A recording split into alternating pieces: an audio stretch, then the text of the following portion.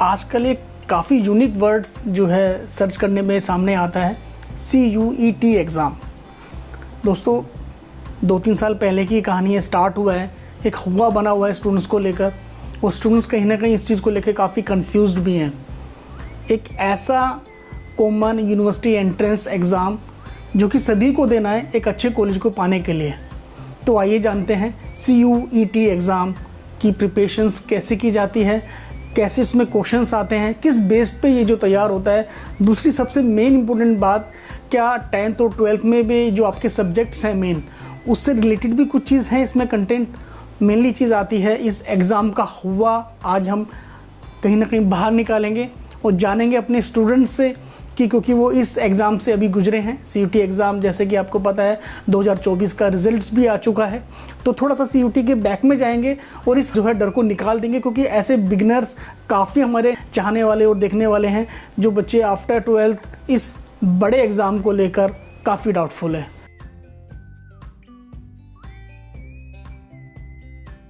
जानना चाहूँगा कि CUET आपको कब पता चला? सर मुझे 12 जैसे मेरी कंप्लीट हुई उसके बाद मुझे पता चला कि एक CUET एंट्रेंस टेस्ट देना पड़ता है, कॉमन यूनिवर्सिटी एंट्रेंस टेस्ट। तो उसके बेसिक पे आपको मतलब आगे पेपर देने पड़ते हैं, उससे आपका कॉलेज में होता है एडमिशन। तो मुझे पहले लगा कि CUET मतलब एक प्रैक्टिकल पेपर होंगे तो उसके बाद होगा, पर पहले जो होता था कि मतलब पेपर्स नहीं होते थे, सीधा आपका एडमिशन हो जाता था। तो वहाँ थोड़ा डर था मुझे कि मतलब CUET होगा, पेपर आएंगे, टफ आएंगे, ईजी आएंगे। तो मैंने पेपर दिए CUET के, मॉडरेट आया, मतलब ज़्यादा टफ भी नहीं है, ज़्यादा इजी भी नहीं है, बीच में मिड में थे। तो हाँ, बेसिकली CUET इतना टफ नहीं है जितना मतलब लोग बोलते हैं कि CUET बहुत ज़्यादा टफ है। मेरे लिए CUET इज़ मॉडरेट। तो अच्छा बेटा, एक चीज़ जानना चाहेंगे कि 10th और 12th क्या मायने रखती है CUET एग्ज़ाम के लिए? सर आपको बेसिकली 10th और 12th का जो मतलब स्टडी आपने की है उसके बेसिक पे आपको मतलब आगे पेपर देना होता है। सेम इसी के ही बेस पे आपको पेपर आते हैं जो हमारे 12th में पढ़े हैं, बेसिक सब्जेक्ट्स हमारे इसी के पेपर्स आते हैं। ओके, यानी कि अगर बात करें तो एक आपका लैंग्वेज हो गया और आपके जो मेन आपके 4 से 5 जो आपके सब्जेक्ट्स होते हैं। इसके अलावा अगर बात करें तो जब आपने एग्ज़ाम फेस किया तो क्या क्या चीज़ें सामने थी? सर वहाँ पे जाना था, पेपर देना था, तो हम वहाँ पे गए। अब बेसिकली जैसे आपका पेपर होता है पैनल पेपर के साथ, वैसे ही हमारा पेपर हुआ। और अलग हम जैसे जनरल टेस्ट वगैरह, तो वो भी सेम ऐसे ही होता है। जनरल टेस्ट में ही होता है कि मतलब क्वेश्चंस अलग अलग आते हैं, करंट अफेयर्स, रीजनिंग्स, मैथ्स के क्वेश्चंस आते हैं, तो बेसिकली वही क्वेश्चंस आते हैं इसमें जनरल टेस्ट में। अच्छा बेटा, अगर मैं ये जानना चाहूँ कोई CUET एग्ज़ाम सर्च कर रहे इस चीज़ को लेकर कि इसकी प्रिपरेशंस कहाँ होती है, तो क्या कोई स्पेशली कोई ऐसी जो है नॉलेज के लिए बंदा कहाँ जाए, कैसे करे इस चीज़ को? सर बेसिकली आपको पहले डोमेन्स के लिए तो आपको अपने जो सब्जेक्ट्स आपने पढ़े हैं उसके लिए करना पड़ेगा। और अगर आपको जनरल टेस्ट की प्रैक्टिस करनी है तो उसको आप या तो यूट्यूब से सर्च करके कर सकते हो, या आपको कोई बुक्स वगैरह प्रोवाइड कर सकते हो, उससे कर सकते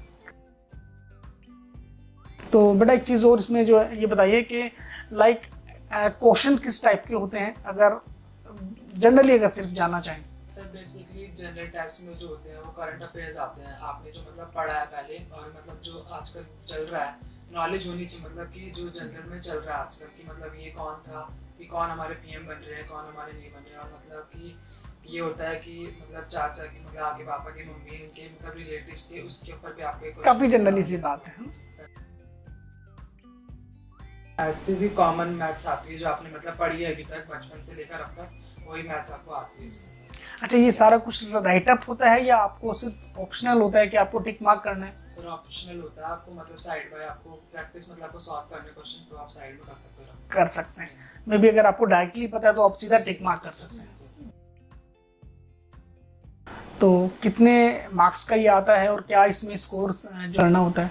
वैसे ज़रूरी नहीं सिर्फ एक ही, उसमें किसी हर कॉलेज के अलग अलग क्राइटेरिया है कि आपको इसमें कोई स्कोर है, लेकिन इस बार नहीं है इतना कि आपको किसी पर्टिकुलर सब्जेक्ट में इतने स्कोर करने हैं, आपका ओवरऑल स्कोर देखा जाता है।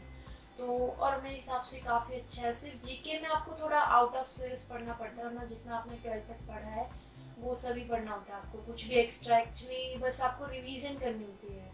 तो ये आई थिंक अच्छा है, क्योंकि कोरोना में जब 10th के बाद हमारे बिना उसके रिजल्ट, मतलब हमने पेपर नहीं दिए थे, उसके बिना दे दिए गए थे, तो बहुत बच्चे अपने रिजल्ट के साथ सेटिस्फाइड नहीं थे, तो उनको मौका नहीं मिला।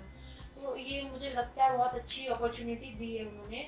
और सेकेंडली जो है हम इसमें हमें लिखने का भी नहीं होता है, तो ये भी नहीं है, तो मतलब ऑन द पॉइंट जो हमें जितनी नॉलेज है वो MCQ में पूछ कर ये हमें एक और मौका दिया है अपना कि हम अच्छे कॉलेज में जा सकें। ओके, देखिए दोस्तों, अब एक चीज़ ये बहुत अच्छी अभी पॉइंट जो है समझ में आया है कि कोरोना टाइम सभी ने देखा है, सभी ने फेस किया है।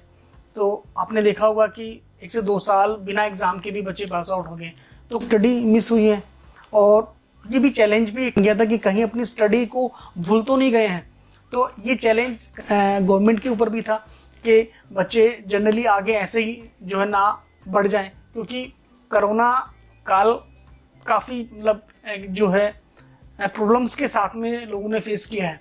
तो जैसे इस बच्चे ने ये चीज़ बहुत अच्छे से जो समझाया कि ये मेनली उनकी रिवाइज भी है कि उन्होंने उस चीज़ को कहीं ना कहीं एक्सेप्ट किया है कि उनको पढ़ना होगा, उनको जीके पढ़ना होगा, उनको जर्नल उनको पढ़ना होगा और उसको फेस करके फिर वो आगे अपने कॉलेज के टारगेट को पूरा कर सकते हैं। तो दोस्तों, आज एक बात काफ़ी क्लियर हुआ है, मतलब मैं भी अगर बात सोचूं इस बारे में तो काफ़ी हुआ, मतलब जिसे बनाया गया है लोगों के ज़रिए कि CUET एग्ज़ाम के लिए आपको कोचिंग लेना होगा, आपको ऑनलाइन आपको जो क्लासेस लेनी होगी और आपको पढ़ना होगा। तो सिंपल आज ये स्टूडेंट्स आपके सामने ये चीज़ें बिल्कुल क्लियरिटी तौर पे लेके आए हैं कि एक तो आप अपने करंट अफेयर्स में आप रहें, जनरल न्यूज़पेपर पढ़ें, जो आपके मेन सब्जेक्ट्स हैं, जो आपने 10-12 में इजीली आपने कहीं ना कहीं आपके मेमोरीज में हैं और जो आपका मेन सब्जेक्ट है उससे रिलेटेड ही आपके क्वेश्चंस रहते हैं।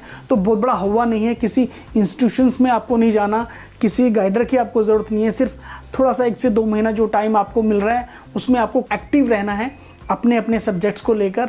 और जनरली अगर बात करें तो दोस्तों ऑप्शनल है, कहीं ना कहीं आपको बहुत बड़ा जो है ये हुआ भी माइंड में नहीं बनाना है कि आप किन किन चीज़ों को आप फेस करेंगे। तो आज ये तो बहुत मज़े की बात रही कि CUT का जो एक प्रेशर था कहीं ना कहीं जो है लेकर के जो बनाते हैं लोग, वो थोड़ा सा आज काफ़ी इजी वे में बच्चों ने आज जो है ब्रीफ किया है।